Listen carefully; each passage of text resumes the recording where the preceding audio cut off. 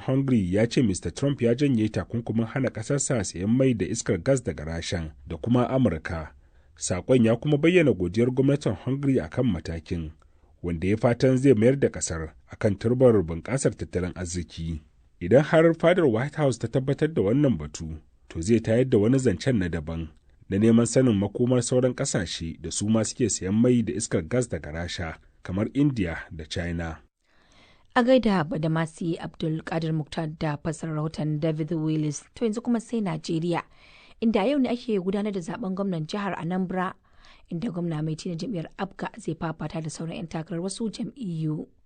Gwamnan jihar dai na neman wa'adin mulki karo na biyu, inda kuma zai kara da 'yan takarar jam'iyyun APC da PDP da Labour da dai sauransu.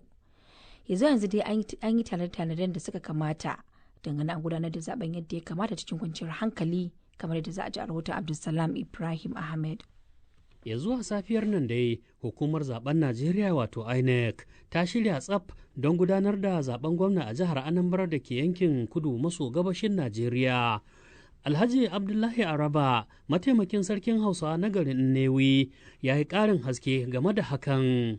To gaskiya zaɓe ya kan kama, saboda mutane kowa na da burin cewa sai ya zo ya kaɗa ya zaɓi wanda yake so. To me ya bambanta wannan zaben da sauran zaɓukan gwamna da aka yi a jihar Anambra? To gaskiya wannan ya sha bambanci sosai da sosai. Wato bambanci da aka samu yanzu matakan tsaro da an ka ɗauka sosai da sosai. Kaga wani babu wani fargaba da duk wani mai kaɗin ƙuri'a ko wani abu fiye da na da. Saboda da mutane sun ji tsoro sosai gaskiya ba su fitowa, wasu kuma suna cikin gari sai su kasa fita zuwa kaɗin ƙuri'a. Saboda matsalar tsaro da ake fama da ita can da. To amma dai gaskiya yanzu a nan dai fisabilillahi an samu tsaro gwargwado. Kuma saboda don haka ji mutane kowane na cewa ita zai kaga babu wani fargaba da kowa na zuwa jiba ƙuri'a ko wani abu.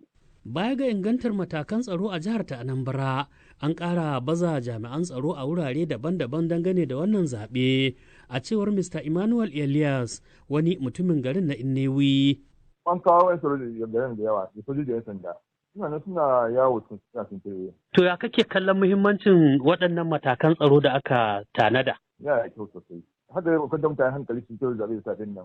To kuma ya kake ganin ɗokin jama'a game da fitowa su yi zaɓen? Mutane suna so su yi zaɓen, suna magana zuwa za su zaɓe wanda suke so yanzu ya shi zaɓa. To kai ma kuma za ka fita kai zaɓen?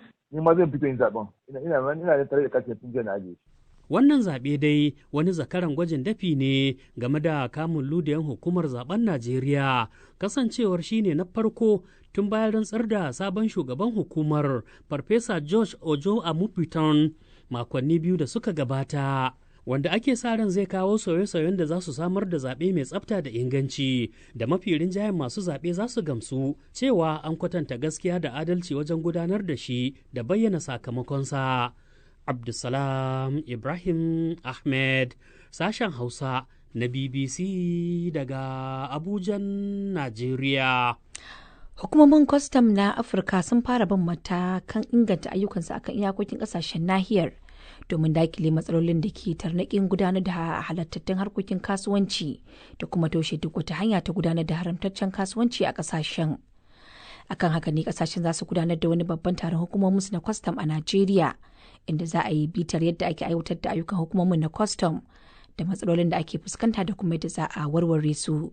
Ga dai karin bayanin da Abdullahi Aliyu Mai Wada, jami'in hulɗa da jama'a na hukumar kwastam ta Najeriya ya yi a hirarsa da abokin aikin mu Abdullahi Bello Diginza.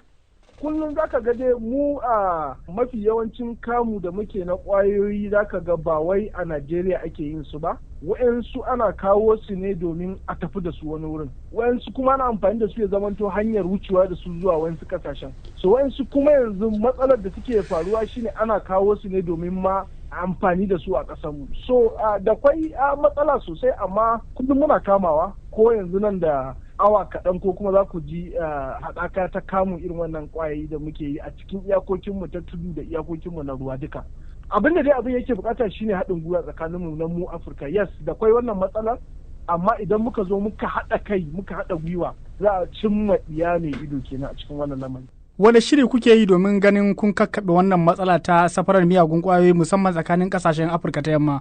Shirin shine haɗin gwiwa. idan dukanmu ya zamanto mun zama abin da Hausawa suke cewa tsintsiya maɗauri ki ɗaya, to in muka haɗa kai da gwiwa gaba ɗaya muka zamanto cewa muna ƙoƙarin sharing bayanai na sirri kuma ba mu bari kowane ɓangare na ƙasashen biya zamanto hanyar kawo wani abubuwan ba, za a kawo ƙarshen wani abin. So haɗin gwiwa shine abin da yake da matuƙar amfani. Shi sa muke son abin da ake kira customs pact. Ana cewa removing barriers, building bridges. Wato cire iyakoki da gina gadoji. Shine taken taron da zamu yi shine kenan. Saboda haka za mu cire duk wani abu da zai hana ingantaccen kasuwanci, kuma dakile duk wani abin da zai kawo kasuwancin da bai halatta ba, kuma za mu inganta kasuwanci tsakanin gaba daya, halattaccen kasuwanci. Shi sa muke sani wannan taron a Najeriya 17 zuwa 19 ga wannan watan, wanda duka hukumomin customs na Afirka za su zo, shugaban hukumar custom ta duniya gaba daya World Customs zai zo. Wa'yansu gurɓatattun mutane sukan yi amfani da ƙasashenmu abinda ake kira corridor a turance. Wato hanyar da suke bi. Manya-manyan suna amfani da su domin safarar ƙwayoyi da sauransu. So ya kamata mu haɗaka wajen rahotanni na sirri na kasuwanci yadda zai zamanto ba mu bari an yi amfani da duk iyakokinmu na ruwa da iyakokinmu na tudu domin a ɗaukar wa'annan miyagun ƙwayoyi a kai su wasu ƙasashe na Europe da kuma sauran ƙasashen duniya gaba ɗaya. A lokuta da dama za ka ga irin waɗannan taruka an fito da bayanai na yadda za a magance abubuwa, amma daga ƙarshe sai ka samu ba a yi aiki da waɗannan shawarwari da aka cimma ba. Wani tanadi kuka yi domin ganin cewa kun cimma wannan muradi da kuke shirin ƙaddamarwa? Tanadin da muka yi shine mun kawo duka ɓangararruka da suke da ruwa da tsaki a cikin wannan lamaruka. Kaga a ɓangare na farko da kwai customs na duka Afirka wanda za su samu damar zuwa kenan. Kashi na biyu da kwai bangare na ita wannan sakatariya ta AFTA